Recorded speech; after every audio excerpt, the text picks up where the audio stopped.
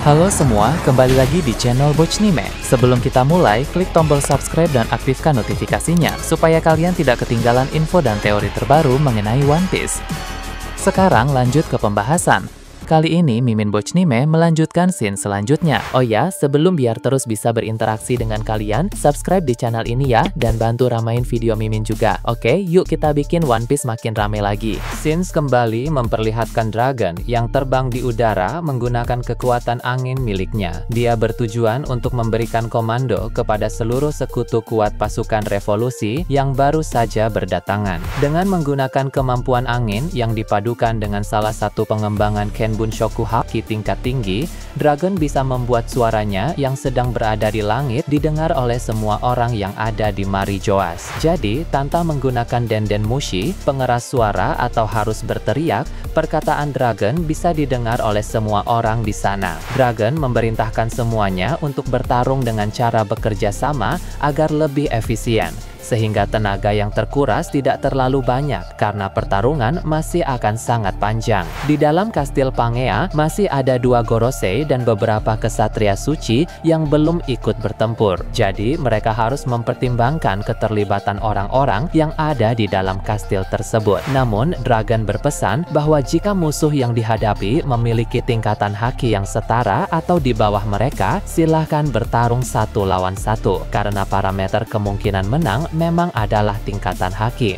Dragon berani bertarung 1 lawan 1 melawan Gorosei karena haki Dragon lebih unggul dari para Gorosei. Bahkan Dragon bisa bertarung melawan 2 Gorosei sekaligus. Jadi Dragon berpesan untuk menggunakan strategi sebaik mungkin dalam melawan musuh di sana. Jika musuh bisa dihadapi sendirian, hadapi saja 1 lawan 1. Namun jika musuh memiliki kekuatan di atas mereka, hadapi dengan cara bekerja sama. Para komandan dan sekutu pasukan revolusi pun mengerti dengan perkataan Dragon, sehingga mereka segera menjalankan perintah tersebut. Garling yang masih berada di sisi kanan Red Line juga bisa mendengar perkataan Dragon. Garling sebenarnya cukup kesal karena Dragon terkesan sombong. Namun Garling tahu bahwa perkataan Dragon ada benarnya. Haki Dragon di atas para Gorosei lain. Hanya Gorosei Garling yang mungkin hampir bisa mengimbangi kualitas haki Dragon. Namun karena Garling sudah tua dan Dragon masih dalam masa prima, haki Dragon tetap terbilang lebih unggul. Itulah yang membuat Dragon berani menghadapi beberapa Gorosei sekaligus, karena Dragon unggul dalam beberapa aspek termasuk haki. Pertempuran di Marijoas kini telah berkembang ke babak baru. Setelah kedatangan para sekutu pasukan revolusi yang berasal dari berbagai kelompok pemberontak lain,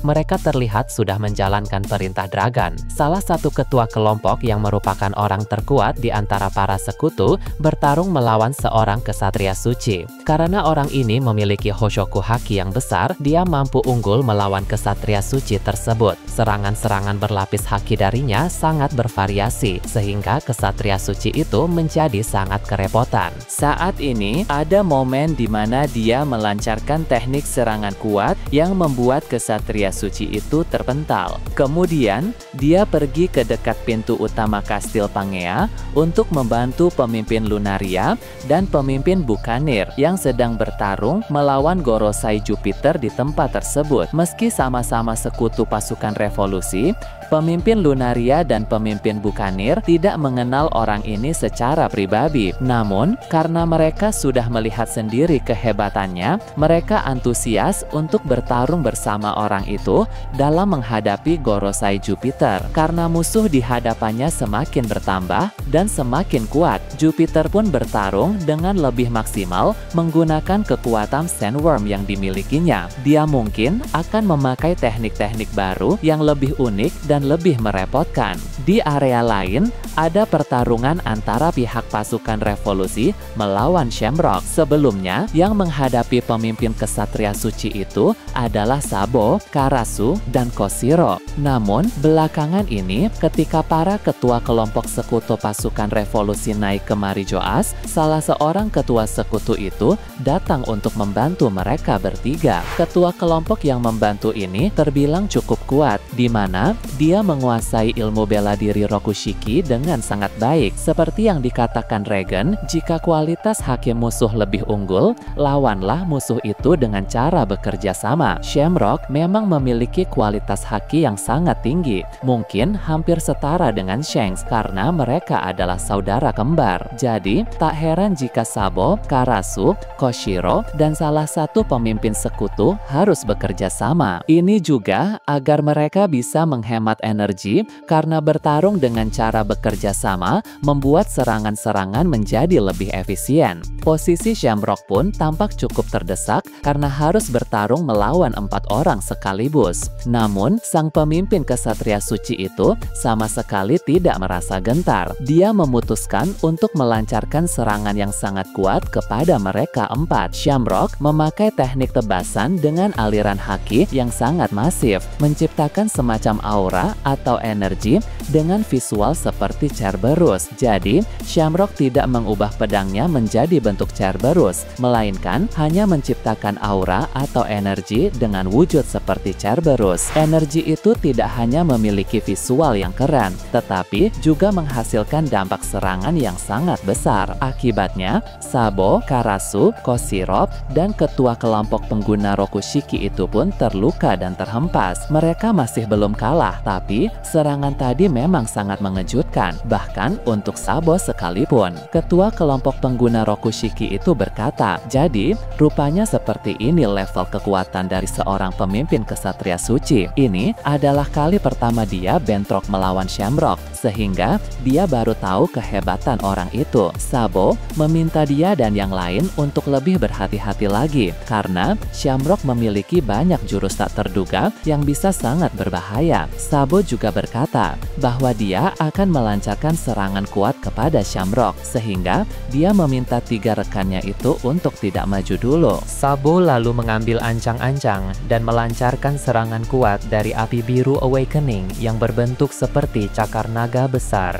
Jika dragon mampu menyerang dengan angin yang dibentuk menjadi cakar naga, maka Sabo juga bisa melakukan hal serupa dengan kekuatan api biru. Api biru Awakening berbentuk cakar naga dengan ukuran masif itu melesat dengan cepat ke arah Shamrock. Namun, sambil tetap tenang, Shamrock memakai lagi teknik tebasan untuk menghasilkan energi Cerberus seperti tadi. Dengan begitu, kedua serangan tersebut saling beradu dan menciptakan dampak yang sangat masif. Bentrokan serangan dari dua jurus mereka itu cukup berimbang karena sama-sama memiliki daya hancur yang tidak main-main. Setelah bentrokan selesai, 3 rekan Sabo tidak menyia-nyiakan kesempatan. Begitu ada celah, mereka langsung melompat untuk menyerang Shamrock secara langsung. Di sini, posisinya agak sulit bagi Shamrock untuk menangkis, sehingga dia memancarkan haus Shokuhaki kuat untuk mengganggu pergerakan mereka. Setelah pergerakan 3 orang itu terganggu karena hakinya, Shamrock mendapat kesempatan untuk melompat dan menghindar. Dia berkata, jangan harap dia akan membiarkan mereka menyerang secara langsung. Di sini, Shamrock semakin membuktikan kualitas kekuatannya sebagai pemimpin kesatria suci. Berpindah ke tempat lain yang jauh dari sana, pertempuran di Pulau Hachinosu disorot kembali. Sebagaimana Mimin bahas pada video sebelumnya, rencana rahasia dari Kurohige sudah mulai dijalankan. Rencana itu terbagi menjadi 2 bagian. Pertama, Kurohige sejak awal tidak memanggil semua aliansi untuk datang ke Pulau Hachinosu.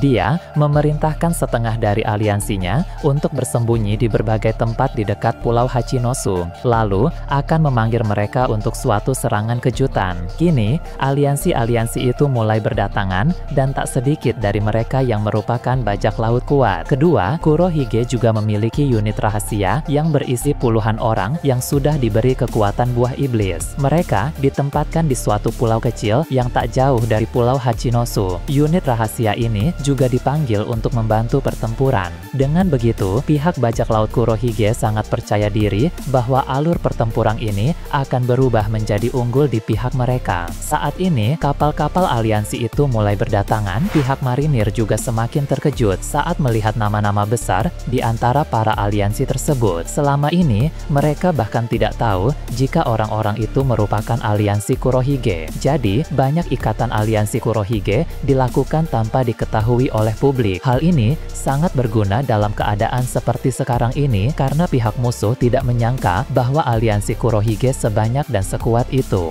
Dari atas salah satu gedung di Pulau Hachinosu, ada Yasop yang melihat ke arah pelabuhan. Dia langsung paham bahwa para bajak laut yang berdatangan itu berada di pihak Kurohige. Mereka juga melihat ke berbagai arah lain di lautan, di mana banyak kapal-kapal baru bermunculan. Jadi, arah kedatangan para aliansi Kurohige tidak hanya dari pelabuhan, tetapi juga dari hampir seluruh sisi Pulau Hachinosu. Dengan kata lain, baik pihak Angkatan Laut maupun bajak laut Akagami saat ini sedang dalam keadaan terkepung. Ben Beckman yang berada di area tengah pulau menyadari ada sesuatu yang sedang terjadi. Dia langsung naik ke salah satu bangunan dan memandang ke berbagai arah di lautan itu. Ben Beckman berbicara sendiri, mengatakan bahwa Kurohige memiliki strategi yang sangat bagus dalam menyiapkan serangan kejutan ketika pertempuran sudah berjalan seperti sekarang ini. Ben Beckman tahu keadaan akan menjadi semakin merepotkan, tapi dia tetap terlihat cukup tenang. Sang wakil kapten bajak laut Akagami itu sama sekali tidak cemas atau gentar. Dia percaya diri pada kekuatan yang dimilikinya serta sangat percaya pada kekuatan milik teman-temannya. Dengan begitu, tak peduli seberapa banyak dan seberapa kuat musuh yang berdatangan, mereka akan melawan dengan sekuat tenaga. Di area lain, ada Koby, Helmeppo, dan Prince Cruz yang juga melihat kemunculan para musuh baru itu. Helmeppo mengeluh dan berkata bahwa dia sudah lelah, tapi Koby dengan ekspresi serius berkata, tidak ada waktu untuk lelah saat ini. Koby siap untuk terus bertarung melawan para musuh. Meski keadaan memang akan sangat sulit, dia paham tak ada pilihan lain. Dengan begitu, pertempuran di Pulau Hachinosu berkembang menjadi semakin menarik. Hal-hal baru yang tidak terduga terus terjadi di tempat itu, sehingga alur serta konflik di tempat itu pun terus berlangsung dengan lebih seru. Sangat menarik untuk menanti bagaimana perlawanan dari pihak Angkatan Laut dan juga bajak laut Akagami. Yang jelas, mereka tak bisa mengharapkan bala bantuan, sebab Angkatan Laut sekarang sedang sangat sibuk mengurusi berbagai kekacauan yang terjadi di mana-mana, sehingga pasukan yang ada di markas tidak akan bisa mengirim bantuan lagi. Lalu, untuk bajak laut Akagami, semua aliansi kuat mereka sudah datang ke Pulau Hachinosu. Selain itu, di luar sana hanya tersisa para aliansi lemah yang pernah kita lihat di pantai Pulau Elbaf tempo hari, yang tentu tidak akan dipanggil oleh Shanks karena terlalu berbahaya untuk melibatkan mereka dalam pertempuran di Pulau Hachinosu. Jadi, baik pihak Angkatan Laut maupun bajak laut Akagami harus berusaha semaksimal mungkin dengan kekuatan tempur mereka yang ada di Pulau Hachinosu. Beralih ke tempat lain, New Marineford diperlihatkan. Pertempuran sudah berakhir di sana, di mana pihak Angkatan Laut telah berhasil menang. Saat ini, Akainu, Kong, dan Turu sedang berbincang satu sama lain tentang berbagai hal penting. Salah satu topik yang dibahas oleh mereka adalah soal pertempuran di Pulau Hachinosu. Topik ini memang sangat penting karena ada banyak angkatan laut yang terlibat di tempat itu. Kong bilang kekuatan dari Garp dan Sengoku sangat besar, sehingga dia yakin mereka bisa melakukan perlawanan yang terbaik. Ditambah lagi, Akainu juga telah mengirim Kizaru dan para marinir lain. Meski begitu, Kong tetap mencemaskan apakah Kurohige punya rencana rahasia atau tidak. Sebab dari apa yang Kong ketahui,